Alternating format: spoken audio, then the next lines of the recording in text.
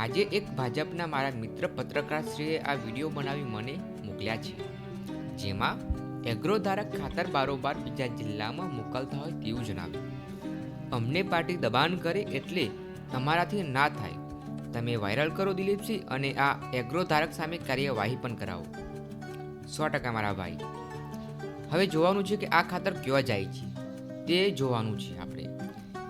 અમારા સાઠાંબામાં સ્પેશિયલ ખેડૂતોને રાત્રે ટ્રેક્ટર ભરીને ખાતર આપવામાં આવી રહ્યું છે. એવું સાબિત થશે જો આ વિડીયો વાયરલ થાય તો. જ્યારે સાઠાંબાની આજુબાજુના ગામડામાંથી આવતા ઠાકોર સમાજને લાઇનમાં ઊભા રહે ત્યારે મોડ 2 થેલી ખાતર મરે છે, તો શું આ ખેડૂતો સામે અન્યાય નહીં થતો? તમે જોઈ શકો છો કે અત્યારે આરાધ્ય એગ્રોમાંથી ખાતર ભરાઈ રહ્યું છે.